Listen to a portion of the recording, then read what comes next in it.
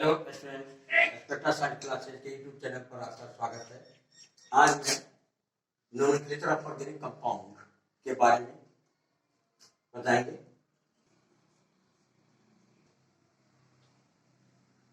Organic compound का naming दो system के द्वारा किया जाता है। There are two system of nomenclature of organic compound. First है कॉमन सिस्टम। फर्स्ट क्या है? Common. There are two types of naming of organic compounds. First, common system or trivial system. यानी कार्बनिक यौगिक का नामकरण दो पद्धति में किया जाता है।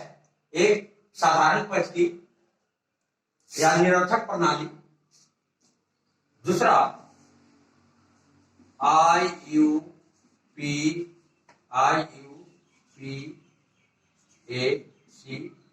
System, IUPAC system. There are two system of naming of organic compound. First common system and second IUPAC system.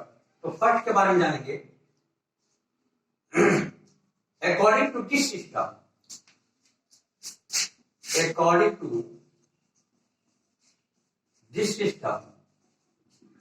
naming of organic compound according to source, यानी इस परिस्थिति में कार्बनिक यौगिक का नामकरण उनके स्रोत के आधार पर किया जाता है। For example, formic acid.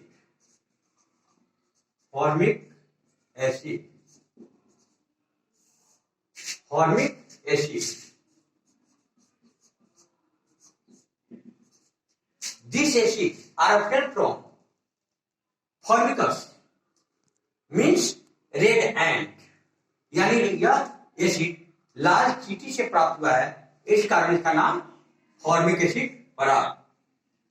Second, acetic acid.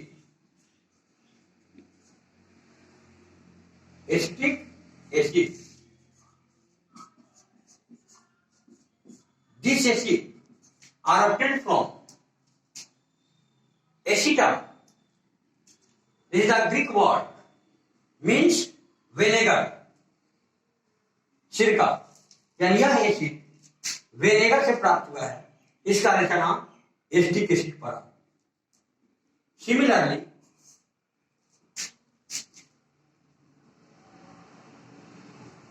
butyric acid.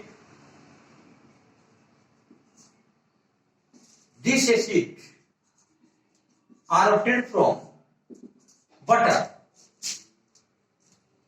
यानी यह एसिड बटर से प्राप्त हुआ है, इस कारण का नाम butyric acid पड़ा।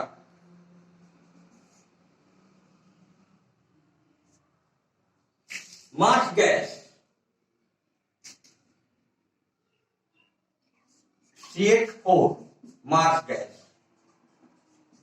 CH4 को मार्स गैस कहते हैं। These compounds are obtained from marshy places से प्राप्त हुआ है, कारण का नाम मार्स गैस, इसे हम लोग मार्स गैस भी कहते हैं। ऐसे ही ऑक्जेलिक एसिड ऑक्जेलम से प्राप्त हुआ है, मैलाना एम्पुल से मैलिक एसिड, etc।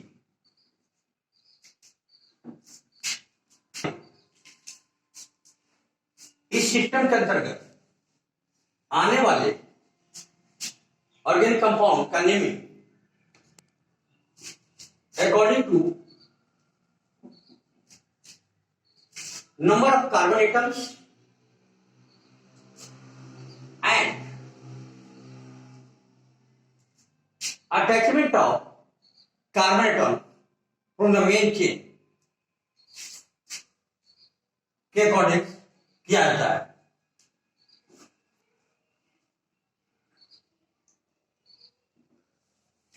इसके अलावा कॉमन सिस्टम और ट्राइबल सिस्टम में हम लिंकेज ऑफ कार्बन एटम के अनुसार नेमिंग करते हैं।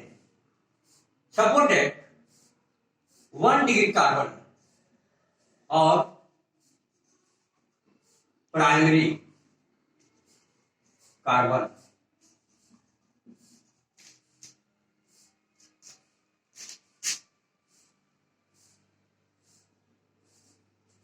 टर्मिनल एंड पर जो कार्बन होते हैं उस कार्बन को 1 डिग्री कार्बन कहा जाता है। जैसे यहां टर्मिनल एंड पर है तो 1 डिग्री, इसको 1 डिग्री कहेंगे, इसको प्राइमरी कार्बन कहेंगे। इस पर जो हाइड्रोजन होगा उसको 1 डिग्री हाइड्रोजन कहेंगे। 2 डिग्री कार्बन, टर्मिनल के जस्ट पहले वाला कार्बन वह 2 डिग्री कार्बन कहलाएगा। यानी those carbon atom which are attached to other carbon atom and form a straight chain, that is called 2 degree carbon or secondary carbon or secondary carbon। in 3 degree देखो, when one carbon atom attach 3 other carbon, that carbon is called 3 degree or tertiary। okay,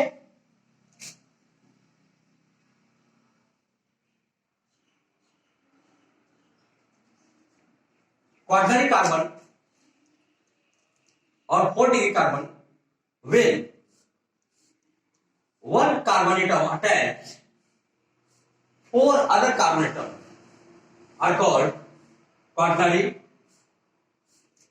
और neo compound. ऐसे compound को neo compound कहेंगे। इसको iso compound और इसको neo compound भी कहेंगे।